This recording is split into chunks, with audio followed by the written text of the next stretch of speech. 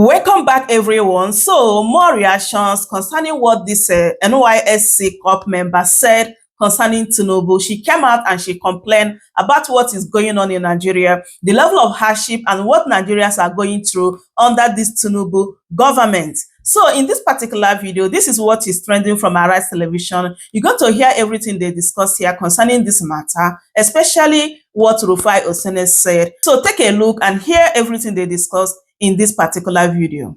A Lagos-based National Youth Service Corps member, Uche Ugwamaye, was trending over the weekend after she expressed frustration in a viral video on TikTok over the high cost of living in Nigeria. Ugwamaye criticized President Bola Ahmed Tinubu, calling him a terrible president and questioning what his administration is doing to address the economic crisis.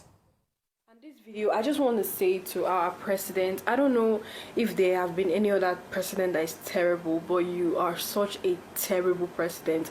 It is so hard. So I'm coming from the supermarket where I went to get foodstuffs and everything has gone up again.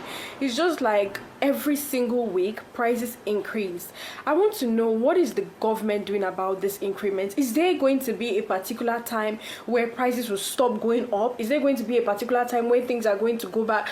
Guys, why am I going to get a crate of egg and they're telling me it is 6.5? It doesn't make any sense that egg will cost 6.5. Like, I literally can't remember when egg used to cost 800. Like, why is no one saying anything about it? Being an NYSC Corper, there's nothing beneficial about this whole NYSC thing. The money I spend on transportation is just more than the alawi the government gives me. Like, it doesn't, I can't keep up. Like, I'm so tired of this bill and I can't keep up. I am overwhelmed and I'm tired. I'm exhausted. It's too much, and I wish that we will start calling the government out heads on. For example, Tinubu, you are a terrible president. Like, what are you doing to help us? What are you doing to help the economy? You are so terrible. I'm so sick and tired of Nigerians acting like we are strong, and they say, oh, Nigerians, we are actually very strong. Oh, no matter how much they increase things, we still chest it. No, it is not cute. We are cowards. All right. Cute. It's not cute at all. Gen Z generation, they will speak. I mean, I feel like we're in the military era now at this point. Because, you know, in a surprise twist of events, shortly after that video gained traction, Ugwamaye alleged in another TikTok video that she began receiving threats, reportedly from NYSC officials, pressuring her to take down her video. So 30 minutes ago, I just received a call from the NYSC board, starting with the secretariat before the LGI, and for the secretariat, for the NYSC secretariat, I'm going to attach what she said, some of the things she said, so you guys will hear. Are you normal? I wasn't insulting the president, ma. I was only asking for accountability. Hold down that rubbish you put there. Ma, are you threatening me? Hold down that rubbish. You are not talking to your mate.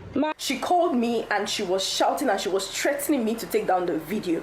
And in my first mind, I'm like, wait, how did they get my phone number? And then I realized that every NYSC Corper has to fill a file with your phone number and your address. I'm like, these people actually have my house address and they know where I'm staying. I never insulted the president. I said he's terrible. That is not an insult. It is a statement, and I did not go on and start saying, oh, Tinubu, you're this, you're that. I just said he's a terrible president. Why is it a problem that the NYSC government, NYSC secretariat, or NYSC board will call me to threaten me? Like, why is that okay? That I can't speak up for something that is directly hurting me? Well, this was so sad to see. I mean, of course, reactions have trailed this video, and I'll start from Mr. Macaroni's tweet. He wrote on X, the DG coordinators and every official of NYSC, you cannot threaten, intimidate, or victimize any copper for expressing their view on the performance of the president. They are citizens with rights. The president is in office to serve the people, and every Nigerian, copper or not, has the right to hold their leaders accountable. Well, Peter Obi wrote a lengthy tweet, and I'll read his statement in part. He wrote, this pattern is not isolated. I too have been subjected to threats for daring to offer constructive suggestions and comments. I now face daily intimidation, harassment, and name-calling simply for expressing solution-based views on government policies. Such actions are antithetical to the principles of democracy. A government that silences its citizens is not democratic or one that is subject to accountability and good governance and is most often corrupt. I urge the current administration to reflect deeply on its approach to dissent and recognize that constructive criticism is a cornerstone of democratic process. To all patriotic Nigerians, our nation's future and development depend on our collective courage to speak out against misgovernance, injustice, and intimidation. I mean, this is a democracy, and I believe Peter Obi's tweet there, and even Mr. Macaroni, re-echoed the rhetoric right there online. But I believe that, there were some comments about whether or not, because she's an NYSC Corper, she cannot make such comments against the state, because also in the video, I think she said something about Lagos State being a smelling state. And, I mean, I don't know what your thoughts are. Let me start with you. Thank you for starting with me. Why not? All right. Because so I know you're passionate. I think one of the things that is a hallmark of good leadership and democracy is the ability to take feedback, criticisms, and use it as a tool or a platform to better. So when someone comes to my state, Lagos State, for instance, and I'm proudly Lagosian, and they say that your state smells, the first thing I'm doing is not, oh, keep quiet, you are evil for saying that. It's evaluate the situation. Is her statement true? Why has she come to say, why did she say that? So people come, even some people send me messages that, oh, yeah, you're Lagosian, so you should be ashamed of yourself for not defending. It's not about defending. It's actually the love for the state that would make me want to see what outsiders perceive, and even inside people that live here. And if it's true, let's fix it. If Lagos is smelling, let's fix it. It's not a permanent thing. And we've often talked about refuse management, even the rivers and the streams. So it's her opinion, and she said that, and a number of people have also opined of the same thing. But now let me go to the main story around what you said about militarization of democracy, as we seem to see it in Nigeria. And it's such a sad situation. I'll take it from this angle. Ushe, as an NYSC, as a Corper, would be in her early 20s, maximum. If you even look at her and the way she speaks, she's probably Gen Z. By the way, this is the Sorosoke generation. This is the coconut head generation. That's what they said during the NSAS. So if we're expecting the same reactions we used to from the millennials or baby boomers, wake up, Nigeria. Jima soon, like they'll say on the streets. Wake up. You don't handle their agitations or aggravations the way we used to do it in the past, where everybody is yes, sir, respect. They have changed. The world is a global village, so they're exposed to more cultures, they're exposed to more things, and so their reactions are different. You cannot silence this generation like that. There's now been a number of people coming out on TikTok, posting their own videos of their own experiences. Absolutely. If you think you're going to shut them down, guess what? They keep multiplying. We should learn from NSAS and not mismanage this. Having said that, we owe the youth an opportunity to speak out. We owe this lady an opportunity to express herself. As long as you're 18 years and above, you are an employer of the president. Absolutely. And he needs to recognize that. Mm-hmm. Criticism does not mean that you hate or you are a terrorist. It just means that your love for this nation would not make you keep quiet when you see bad things happening.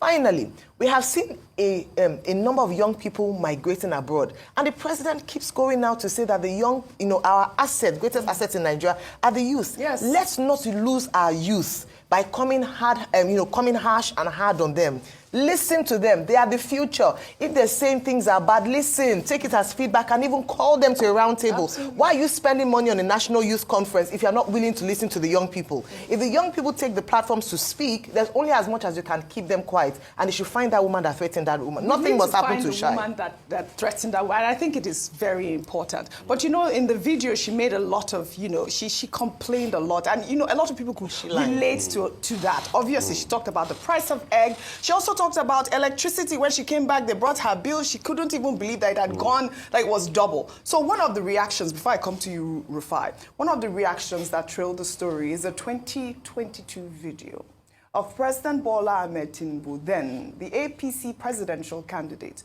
promising to provide constant electricity in the first term of his administration if he was elected president.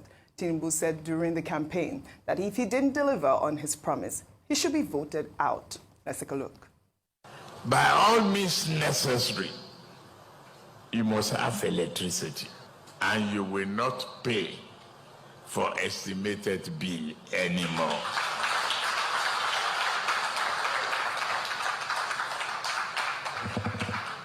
A promise made will be a promise kept. If I can't keep the promise and I come back for second term, don't vote for me. That's the truth. Unless I give you adequate reasons why I couldn't deliver. All right. Electricity is one of the biggest problems at this point. I mean, in fairness to him, he's only done 18 months, right? So we are hoping that by the end of his first term, like President Bola Ahmed Tinubu has promised, this our Band A electricity issues will be resolved. Rufai on fire. It's done 658 days. 658, okay. Days. See, Oji, I don't know why people that criticize the loudest, when you criticize them, it's like pouring atari on their body. It pepper and scratch them. In fact, people that criticize the loudest, when you criticize them, it's like pouring wirikbi. You know what they call it? No, I don't know what that is. Wirikbi. It's an itchy leaf. Oh, really? That we have, in Yoruba, it's called wirikbi.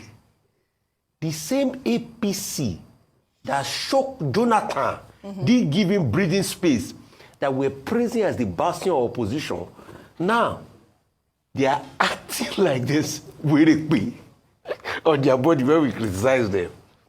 The truth is when we talk. Oji, please, if you had pointed out one lie in what that Rayi girl said, I will condemn her. All the things she said is perfect. Because now they are carrying propaganda, food prices are going down, as egg prices gone down. No. The food prices have gone down. Has it gone down back to the 2023 level that President Tinubu met it? What a lot of Nigerians are just saying is quintessentially what Mama Rufai Oseni, Christitaye Oseni will always say. And my mother will always say, and quote, Orisha bo le gbe mi, o je se mi bo ti ba mi. Dear deity, if you cannot make my life better, return it me to where you met me. What we are just telling President Tinubu is, at least ensure that the prices go back to the prices you met food stuff in 2023.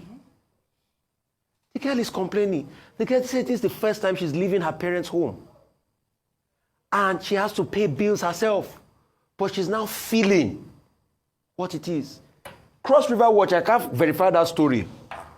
I've not done it very good, but Cross River Watch was saying this girl's father was a former immigration official that passed because he too went out to protest as regards a case where Nigeria had failed them. Really? Wow. Yes, that's what Cross River Watch. So she's an activist. So that's what Cross River Watch was about. I've not independently verified the story, but I have to also, call Agba Jalingo and say, let's get to the end of that story. But when you look at it, she's talking about the things that are happening. Yes. And for those that have been criticizing her, that have been saying all sorts, that said, somebody also came out recently to say, once you sign up for NYSC, it's part of your code. You must not speak against the government. That's not true. Some people, they misrepresent facts. The code. Yeah.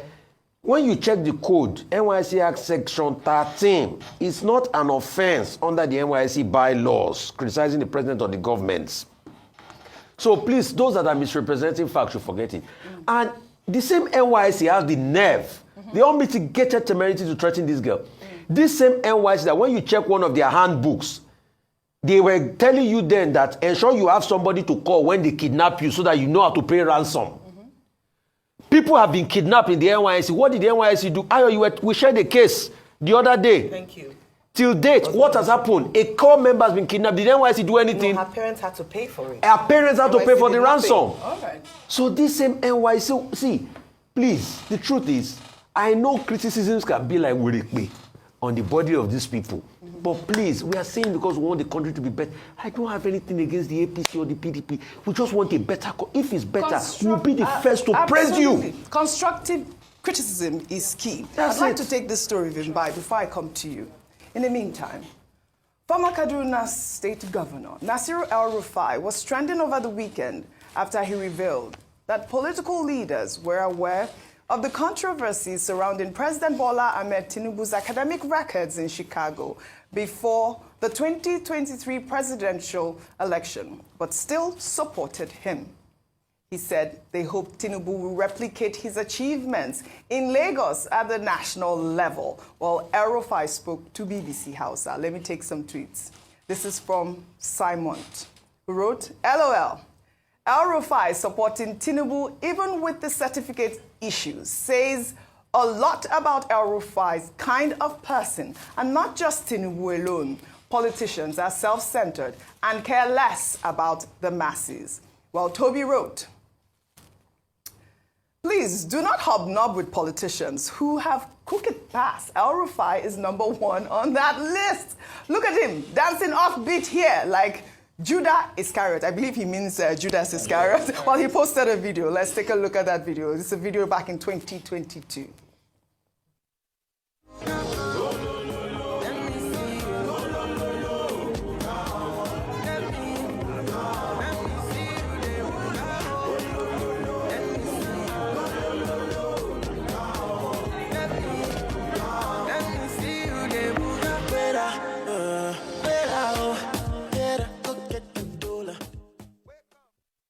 Let me see you go, lo, lo, lo, buga. This is the same man dancing during the campaign season with President Tinubu, saying he will never leave the APC. Now he's gone to the SDP, and he's about to open all the cans. Who opened them? The can of worms. We encourage it. Yeah, I know you love that. But also, what does it show? It just shows that, you know, either El-Rufai cannot be trusted, politicians cannot be trusted, like the last Twitter user alluded to. You know, I believe it's Dele Farosimi who said we should not die in their war because they know themselves. You know, at the center of this is integrity. Yes. Because, yes, you're now here calling people out and opening the can of worms and exposing all of the things that you were complicit to. You were part of this, but because suddenly, as much as he continues to deny that, no, it's not because, you know, this administration doesn't favor him, it looks more and more daily like this is because he did not get that ministerial slot that he was vying for.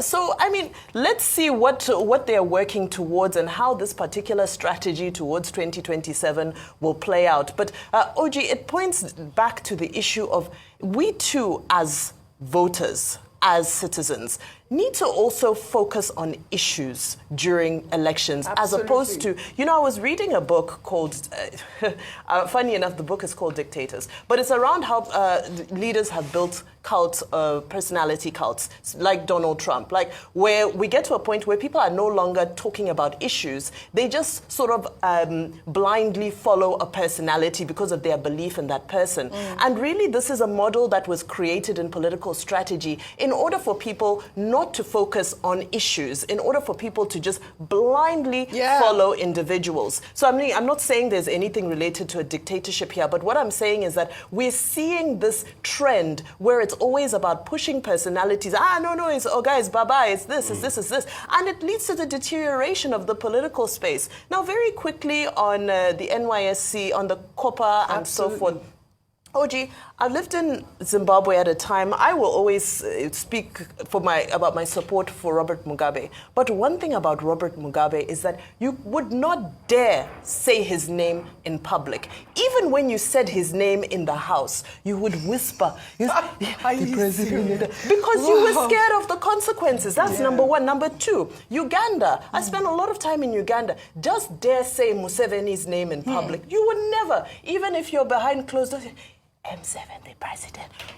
We can't allow Nigeria to get to a place where people cannot open their mouths to call the name of their leader. She has every right. Nobody is more Nigerian than the next person. She has every right to vocalize herself. Yes, she has her own unique way of vocalizing herself. But did she break any laws? No, she did not. She did not. So I think there's a conversation that needs to be had here around just allowing freedom of speech, allowing people are frustrated. This is a safer way for people to vent their frustration than, because remember already, we've seen the controversy around people planning protests. You've already said people can't protest because you now start calling it a coup, you start calling it several other things. So now people can't go on TikTok. And so where are we supposed to have an outlet to express our frustrations? So that's just very lastly, I know you need to go to your last story. Very lastly, there's now a conversation around NYSC itself. That is it. Several people are saying, is it still relevant? should it still be in existence, or how does it need to be amended to become relevant to this current time? Because it was a post-war initiative for unity. But in this day and age now, how can we reform it so that it can still be relevant to the values we're trying to achieve now? Absolutely. Thank you, Vimbai, for sharing that experience about Mugabe. I mean, this absolutely is Nigeria, and we are practicing a democracy. It is not a dictatorship, and Ms. Uche should be protected at all costs. So my people, that is it. I hope you truly enjoy watching this video, and also you heard everything they discussed. Yes, Nigerians have woken up and they are speaking up, and I believe that more are still coming, because according to the youth, this challenge is going to last for 30 days. So we have a very long way to go, my people. And I believe that at the end of the day, Tinubu and his government will change their mind, because Nigerians are suffering. Nigerians are dying because of Tinubu policies. They need to change it. They need to do something in order to better the life of Nigerians.